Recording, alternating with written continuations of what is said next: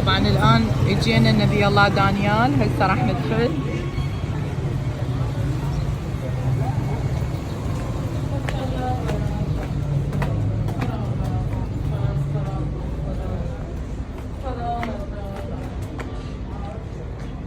لازم واحد يلبس هذا الزي حتى يدخل بيه.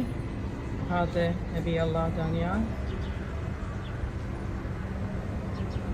ها محمد، شنو رأيك بهاي الأجواء؟ مندوبنا محمد. هذا نعم. طبعا بعد ما خلصنا، احكي لهم عن برنامجنا من أول يوم الخميس لحد اليوم وصلنا نبي الله دانيال.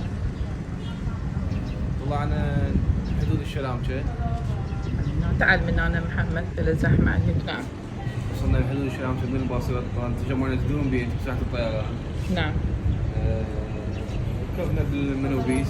نعم. عبرنا الحمراء وعبادان. طلقنا الأهواز. نعم. كان وجبة الغداء وين؟ بالأهواز. بالأهواز كانت. نعم. تغدينا الحمد لله والشكر بالأهواز وتونسنا. ارتاحينا، شربنا شاي. طبعا البصراوي اللي كانوا ما يقدرون الا شاي. نعم.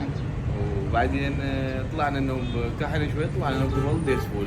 نعم. تقريبا الطريق صار ساعتين الا لين على راحتنا، مش ما عندنا شيء. نعم. وصلنا قريب للغروب، مو؟ كم نعم. 6؟ نعم. 6 ونص. 6 ونص تقريبا. وصعدنا ارتاحنا بالفندق، سبحنا، بدلنا، كل من شاف حياته بعد. نعم. الفندق كان على راقي النهر، يسمونه راقي النهر أهنه.